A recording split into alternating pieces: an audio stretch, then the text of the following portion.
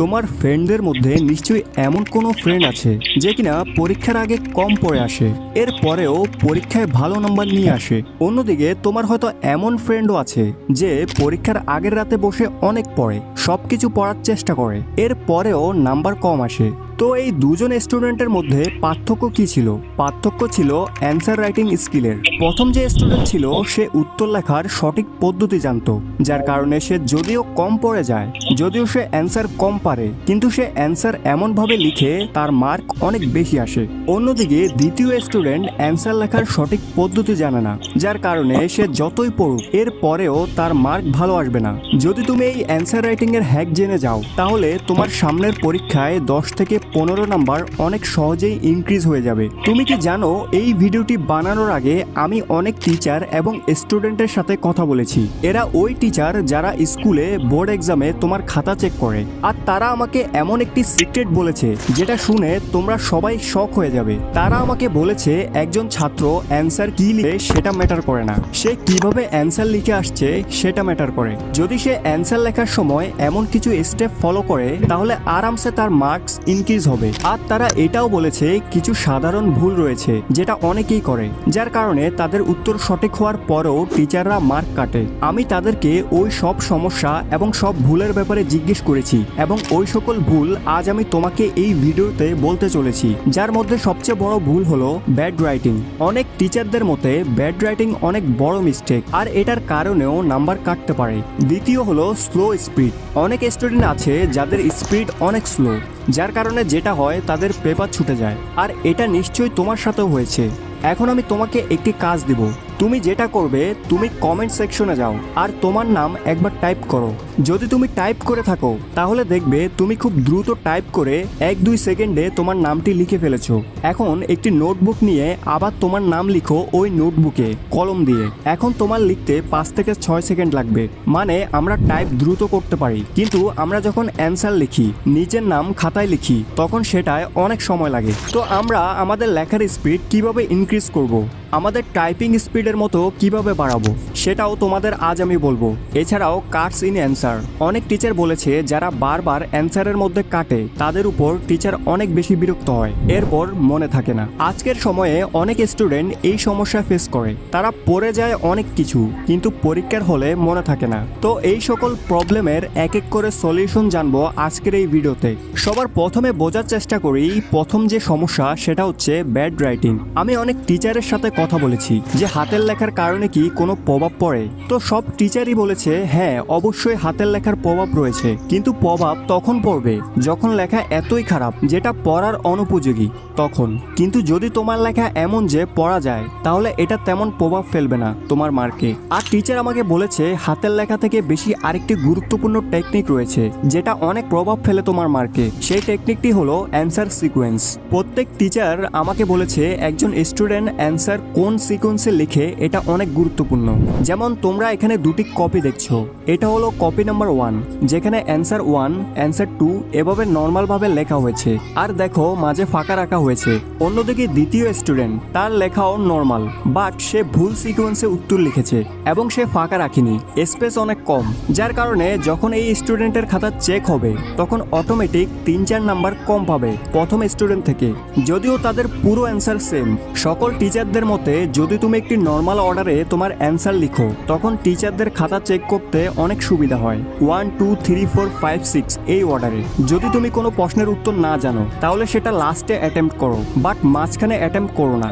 যখন তুমি মাঝখানে অ্যাটেম্প্ট করো তখন টিচাররা অনেক বিরক্ত হয়। আর একটি কথা প্রচলিত আছে, মনোযোগ দিয়ে শোনো, যে যত কম সময় একজন টিচার তোমার খাতা চেক করবে তত বেশি তোমার মার্কস আসবে। এটা অনেক গুরুত্বপূর্ণ।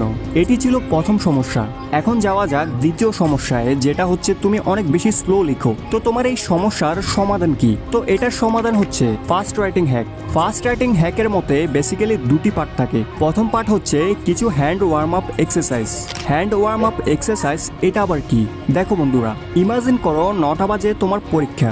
এখন তোমাকে যেটা করতে হবে, পরীক্ষার আধা ঘন্টা আগে একটি নোটবুক তো তোমার কাছে অবশ্যই রাখতে পারবে, অথবা রাফ পেজ তো রাখতে পারবে, আর কলম তো তোমার কাছে নিশ্চয়ই আছে। তোমাকে যেটা করতে হবে, ওই নোটবুকের উপর তোমার হাতে থাকা কলম দিয়ে কিছু এক্সারসাইজ করতে হবে। এক্সারসাইজগুলো হচ্ছে হচ্ছে এভাবে লাইন বানাবে, এরপর এভাবে লাইন বানাবে, এরপর এভাবে, এরপর আবার এভাবে। তো এগুলো করার ফলে কি হবে?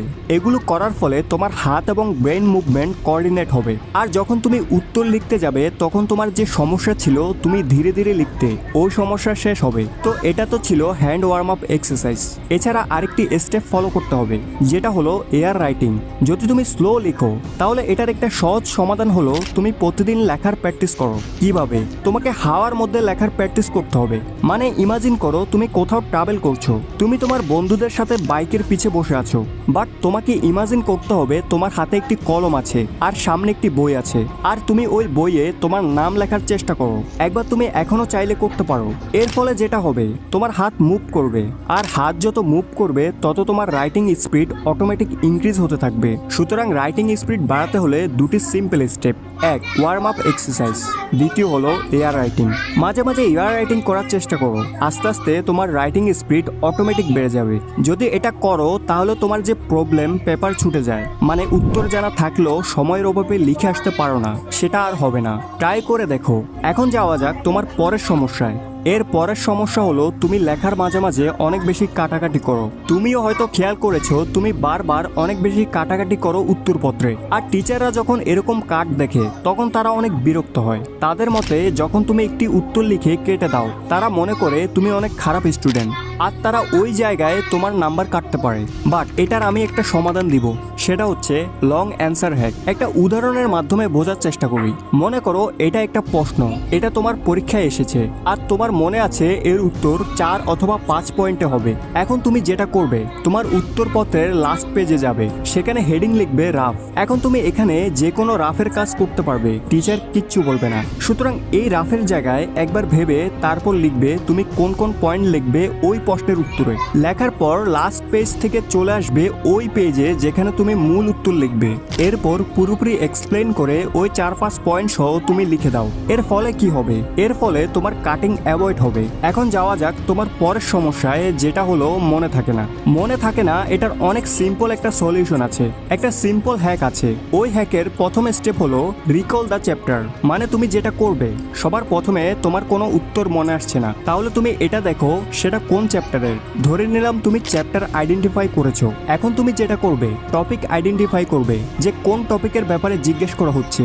এখন ওই টপিক রিলেটেড যে কোনো কিছু লিখে আসো, আর লিখবে সবসময় প্যারাগ্রাফ আকারে। কারণ যখন তুমি অনেক বড় প্যারাগ্রাফের মধ্যে উত্তর লিখো তখন হয়তো হতে পারে টিচার ওই পুরো প্যারাগ্রাফ পড়বে না, উপর উপর পড়ে চলে যাবে, আর হতে পারে 1-2 নাম্বার তুমি পেয়েও যেতে পারো। এজন্য যখন কোনো উত্তর পারবে না সেটা ছেড়ে আসবে না, এই পদ্ধতি অবলম্বন করে লিখে আসার চেষ্টা করবে। এটা অনেক গুরুত্বপূর্ণ স্ট্র্যাটেজি প্রত্যেক স্টুডেন্টের জন্য। এগুলো ছিল তোমাদের প্রবলেম। এখন আমি যখন টিচারদের সাথে কথা বলেছি তখন কিছু প্রেজেন্টেশন হ্যাক শিখেছি, এমন কিছু টিপস যেগুলোর সাহায্যে তোমার পরীক্ষায় ভালো মার্কস আসতে পারে। যার মধ্যে সবার প্রথমে রয়েছে দ্য কিওয়ার্ড স্ট্র্যাটেজি। উদাহরণের মাধ্যমে দেখা যাক এটা কি। মনে করো আমি অ্যান্সার লিখছি, যখনই আমি অ্যান্সার লিখবো ওই অ্যান্সারের ইম্পর্টেন্ট ওয়ার্ডকে আমি আন্ডারলাইন করে দেব। এই ওয়ার্ড ইম্পর্টেন্ট আমি আন্ডারলাইন করেছি, এরকম ভাবে যেগুলো ইম্পর্টেন্ট সব আন্ডারলাইন করেছি। এর ফলে যখন এক্সামিনার তোমার কপি চেক করবে, তোমার টিচার তোমার কপি চেক করবে, তখন ওনার ফোকাস যাবে শুধু আন্ডারলাইন করা ওয়ার্ডে। আর হ্যাঁ, আন্ডারলাইন পেন্সিল দিয়ে করবে। আন্ডারলাইনে ফোকাস গেলে সে দেখবে তুমি সঠিক লিখেছো, আর সে শুধু আন্ডারলাইনওয়ালা ওয়ার্ড পড়বে এবং তার মনে হবে অ্যান্সার সঠিক, নাম্বার দিয়ে চলে যাবে, তোমার পুরো অ্যান্সার পড়বে না। এটাই রিয়েলিটি। সত্যি বলছি, এর মাধ্যমে নাম্বার বাড়ে। খুবই গুরুত্বপূর্ণ এটা। এটা ছিল তোমার প্রথম প্রেজেন্টেশনের টিপস। ট্রাই করে দেখো। এর পরের প্রেজেন্টেশন টিপস হলো ডোন্ট ইউজ শর্ট ফর্ম। প্রত্যেক টিচারের অনেক খারাপ লাগে যখন তুমি শর্ট ফর্মে লিখো। শর্ট ফর্ম হলো তুমি যখন তোমার বন্ধুদের সাথে চ্যাট করার সময় আজব আজব কিছু শব্দ লিখো, যেমন ওয়েটকে তোমরা W8 দিয়ে লেখো, বিকজকে তোমরা BCZ লেখো। তো এই যে শর্ট ফর্মস, যেটা আমরা আজকাল কাউকে টেক্সট করার সময় ব্যবহার করি, মেসেজ করার সময় ব্যবহার করি, এই সব শর্ট ফর্মস অ্যাভয়েড করবে। যদি ভুলেও লেখো, আমি সত্যি বলছি পরীক্ষায় নাম্বার অবশ্যই কাটবে। এর পরের প্রেজেন্ট কি কথা কানে যায় না? তুই ফোন লাগে কি করতেছিস? দেখতাছি। কি দেখতেছিস? প্রেজেন্টেশন টিপস হলো কাট উইথ পেন্সিল। মানে যখন তুমি কাটাকাটি করবে, মনে করো এখানে আমি ভুল করে ভুল লিখে ফেলেছি, তো আমি কি করব? আমি এটাকে একেবারে হিবিজিবি করে কাটবো না, আমি পেন্সিল নেব আর সোজা একটি লাইন কেটে দেব, পারলে স্কেল দিয়ে কাটবো। এর ফলে যেটা হবে, তোমার অ্যান্সার নিট অ্যান্ড ক্লিন লাগবে। একবার এই অ্যান্সারের দিকে লক্ষ্য করো কতটা নিট অ্যান্ড ক্লিন লাগছে। এর পরের প্রেজেন্টেশন টিপস হলো নিউমেরিক্যাল হ্যাক। তুমি ম্যাথের মতো সাবজেক্ট তো অ্যাটেন্ড করো, ফিজিক্সের মতো সাবজেক্ট তো অ্যাটেন্ড করো, তোমাকে এখন একটা স্ট্র্যাটেজি বলবো, যেটা তোমার অ্যান্সার সেটা বক্সের ভেতরে ঢুকাও। একটা উদাহরণের মাধ্যমে বোঝা যাক। এখানে দুটি নোটবুক রয়েছে, এদের মধ্যে পার্থক্য কি দেখো। এটা একজন স্টুডেন্টের নোটবুক, সে যেটা করেছে ফাইনালি অ্যান্সার লিখে এখানে ছেড়ে দিয়েছে। এখন যখন টিচার আসবে কপি চেক করার জন্য, পুরো ক্যালকুলেশন চেক করবে। বাট আমরা স্মার্ট স্টুডেন্ট, আমরা যেটা করেছি ফাইনাল অ্যান্সার এরকম বক্সের ভেতর বন্ধ করে দিয়েছি। এখন এর ফলে যেটা হবে, টিচার পুরো ক্যালকুলেশন চেক করবে না, সে দেখবে আচ্ছা এর পুরো অ্যান্সার সঠিক, এটাও সঠিক, ঠিক আছে নিশ্চয়ই পড়াশোনা করা স্টুডেন্ট, এভাবে সে সামনে পাস করে চলে যাবে। এগুলো ছোট ছোট টেকনিক কিন্তু অনেক বেশি হেল্পফুল। এখন যাওয়া যাক আমাদের ফাইনাল টেকনিকের দিকে, ফাইনাল প্রেজেন্টেশন টিপসের দিকে, যেটা হলো ডিফারেন্ট কোয়েশ্চেন। মানে যেসব কোয়েশ্চেনে দুটি জিনিসের পার্থক্য নির্ণয় করতে বলা হয়। তুমি দেখবে বারবার এরকম প্রশ্ন আসে, দুটি জিনিসের পার্থক্য বের করো। আমরা যেটা করি, প্রথমে একটা হেডিং দিই, এরপর এটার ব্যাপারে লিখি, এরপর ওইটার ব্যাপারে লিখি, এরপর অন্যটা। এরকম কখনো করবে না। ডিফারেন্ট ওয়ালা কোশ্চেন অ্যাটেম্প করার সহজ পদ্ধতি হলো এটা, যেমনটা তুমি দেখতে পাচ্ছ। তোমাকে যেটা করতে হবে, একটি বক্স বানাতে হবে, এক পাশে একটি বিষয় নিয়ে লিখবে, অন্য পাশে অন্য বিষয় নিয়ে, আর এগুলোর সকল ডেফিনেশন পার্থক্য পয়েন্ট আকারে এভাবে লিখবে। কখনো এরকম ডিফারেন্ট কোশ্চেন প্যারাগ্রাফ আকারে লিখবে না, সবসময় চেষ্টা করবে এভাবে লেখার। এই সকল স্ট্র্যাটেজি যেগুলো কিনা বোর্ড পরীক্ষায়, তোমার স্কুলের টিচার সবাই এই নিয়মে তোমার পরীক্ষায় খাতা দেখে। যদি তুমি এগুলো ফলো করো, মার্কস তো 100% বাড়তে চলেছে। যাও পরীক্ষায় অ্যাপ্লাই করো, তোমাদের জন্য দোয়া রইল। আর হ্যাঁ, তুমি নিশ্চয়ই তোমার নাম কমেন্টে লিখেছো, কত সেকেন্ডে লিখেছো সেটাও জানাতে ভুলো না। আজ এ পর্যন্তই, দেখা হচ্ছে আরেকটি ভিডিওতে এরকম। সো সে পর্যন্ত সবাই ভালো থেকো, সুস্থ